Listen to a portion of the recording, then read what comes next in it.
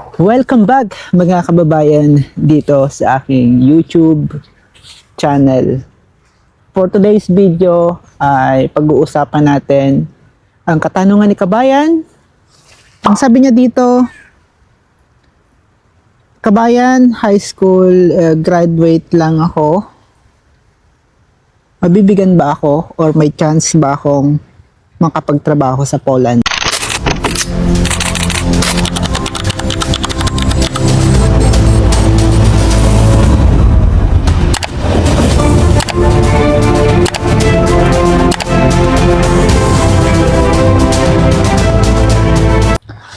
So today, makikita nyo maputi ang kapaligiran at negative 7 dito sa Gdansk, Poland.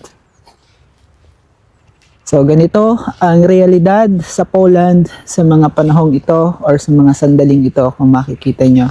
Ito ang scam ng weather dito sa Poland. Kaya be ready dahil sa taong ito ay pinakang malamig ang sitwasyon kumpara sa mga nakaraang taon na nandito ako sa Poland. So more than 5 years na ako dito sa Poland at first time kong ma-experience ang maagang winter or negative. So mataas na kasi yung negative 7 dito sa Poland kapag ganitong January pa lamang. So usually last year or compare sa mga nakaraang taon na nandito ako ay 0, negative 1 or hanggang negative 4 lamang. Kaya dapat ay ready kayo or meron kayong maayos na kasuotan. So balik tayo dun sa katanungan ni kabayan na pwede bang mabigyan siya ng visa or pagkakataon na makapagtrabaho sa Poland kahit na high school graduate lamang siya. Oo naman kabayan. So wala namang nakalagay sa qualification na dapat ay nakapagtapos ka ng kolehiyo or mataas yung degree holder mo. Kung ang apply mo ay skilled job or bilang isang skilled worker, so pwede yan basta meron kang kakayahan na patunayan na kaya mo yung ganong trabaho. Kumbaga meron kang short time experience sa ganong experience or sa ganong trabaho. For example, welder. So, hindi na kinakailangan ng higher education kung ang apply nyo dito sa Poland ay skilled job. Kaya dun sa mga nangangarap, makapunta dito sa Poland bilang OFW, ay wag nyong isipin na high school graduate lamang kayo or hindi kayo nakapagtapos ng high school or ng college. Ang mahalaga ay buo ang loob ninyo, meron kayong kakayahang patunayan na kaya nyong gampanan yung apply ninyo na trabaho. Dahil meron kayong mga background experience na magbibigay suporta para tanggapin kayo ng employer at ng embassy. So, ang higher education ay plus factor lamang or bonus lamang yan para mabilis kayong ma-promote. So, meron din kasing promotion pagdating dito sa Poland, lalo na pag natuto kayo ng lingwahe nila. So ako ang magpapatunay niyan dahil isa ako sa nakatanggap ng promotion na yan. Dahil nga nakapagtapos ako sa Pilipinas, so credit yan pagka nag-apply kayo direct sa company dito sa Poland, mga kababayan. So ito ang katotohanan dito sa Poland, mga kababayan. So huwag kayong masyadong mag-doubt. Basta buo ang loob ninyo mag-apply. Tumaas lamang ang qualification dito sa Poland sa mga sandaling ito or mga panahong ito, ano. Kaya dapat ay meron talaga kayong certificate sa ganong field at may kakayahan kayong magtrabaho sa ganong field at legal yung pag-apply ninyo, no? So, ilan lamang yan sa mga nabago sa mga taong ito. Malamig dito sa Poland sa mga panahong ito. At isa yan sa kalaban ng mga OFW katulad ko. Ang lamig, ang depresyon. At may mga lugar naman dito sa Poland na lalakaran kayo or makakapag-unwind kayo katulad nitong garden dito sa Gdansk.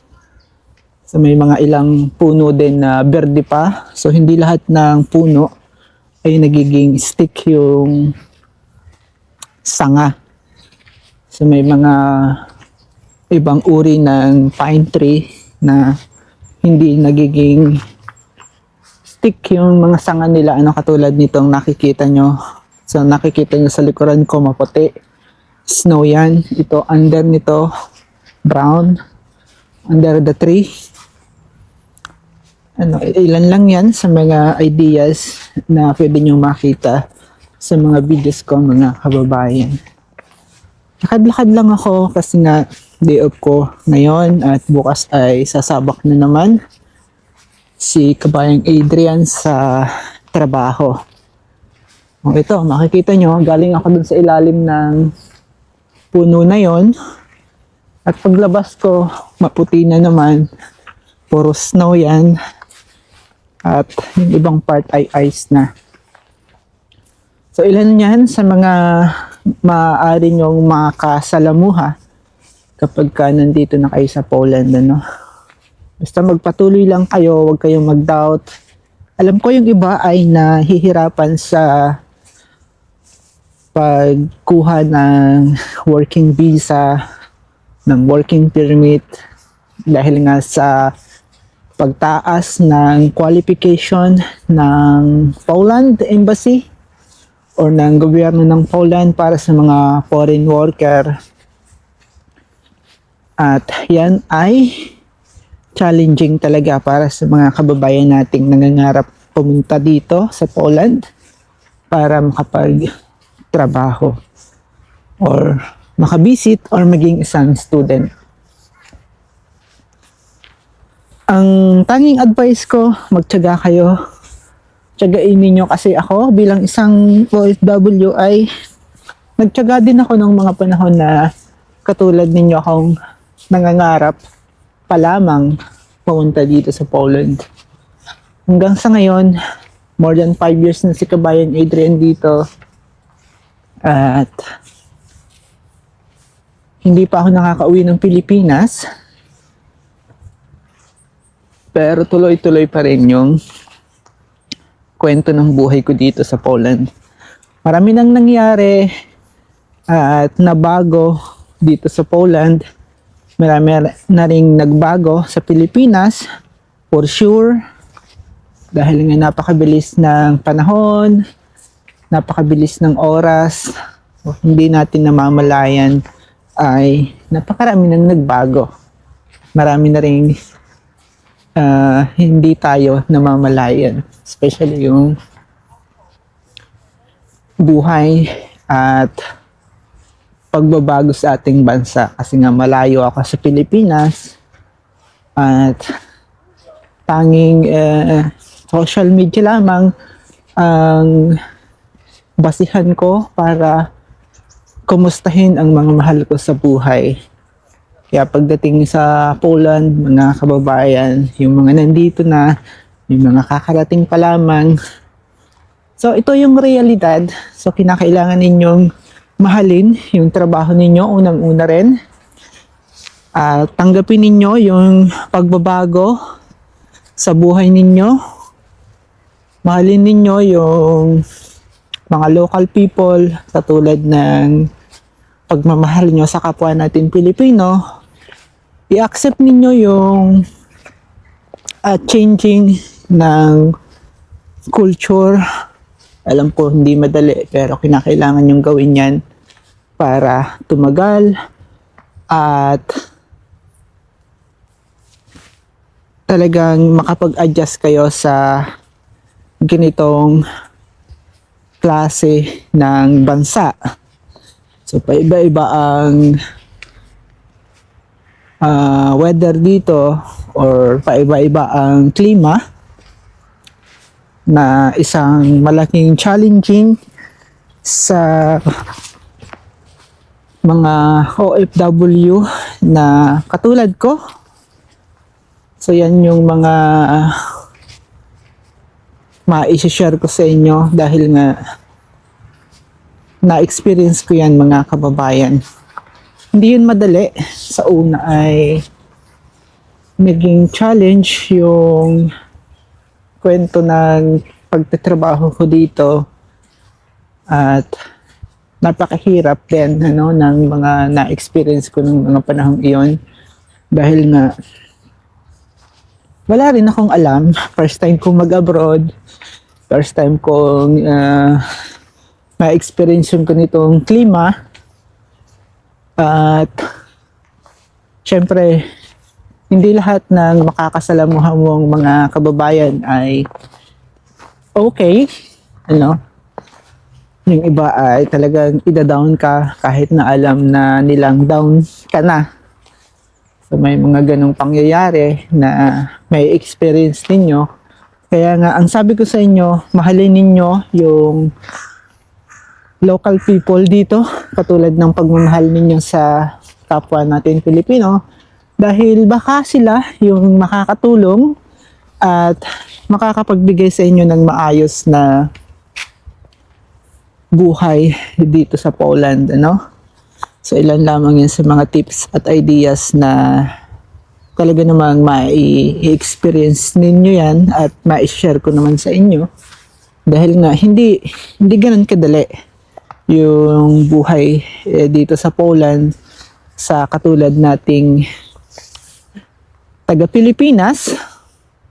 Mahirap mag-adjust, mahirap tanggapin na yung kultura na kinasanayan natin ay kailangan nating i-give up, kailangan nating i-adjust para lamang sa pangarap natin.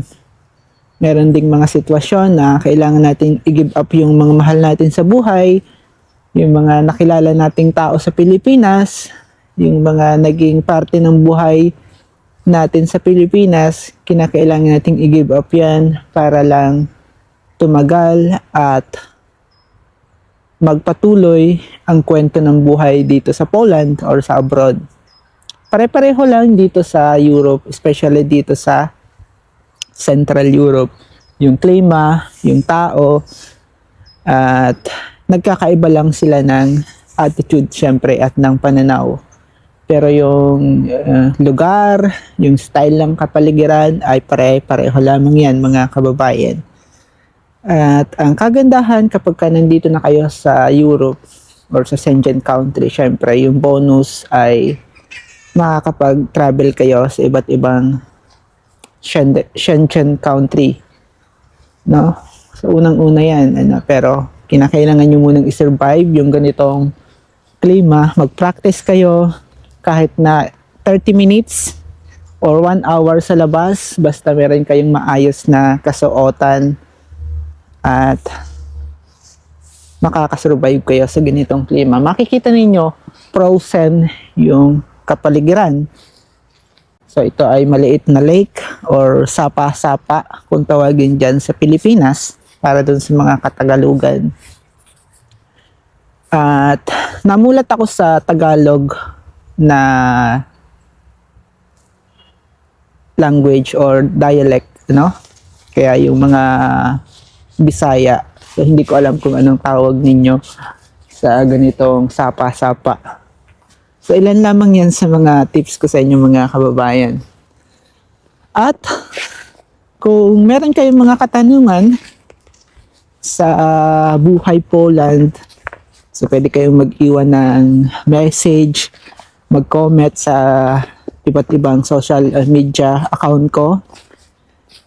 Iisa lamang ang pangalan ko sa aking social media account na pwede ninyong i-search, Adrian Wagan. So, nag-iisa lamang akong Adrian Wagan dito sa Poland na nagbibigay ng kwento base sa aking experience for more than 5 years. At ito ay kwento ng buhay ko dito sa Poland mga kababayan.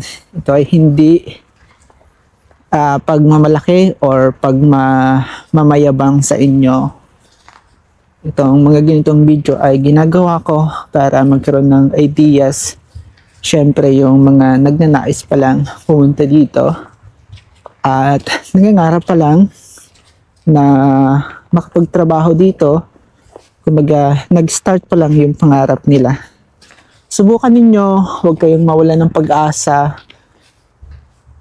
At malay ninyo, 'di ba? No one knows sa ating mga kapalaran. Baka mas gaganda yung buhay nyo dito, mas uunlad yung buhay nyo dito kapag sumubok at nag-try kayo. Kaya sana magkita-kita tayo dito sa Poland. Marami na ring mga nagko-comment sa akin ibang social media account na nandito na sila sa Poland, na napanood nila ako sa paggawa ko ng videos or pagla-live. Kaya maraming salamat sa mga nagtitiwala at nag-share ng ganitong video. At hopefully ay magkita-kita tayo sa mga susunod kong live mga kababayan. At ako si Adrian at ito ang kwento ng buhay Poland. So God bless mga kababayan.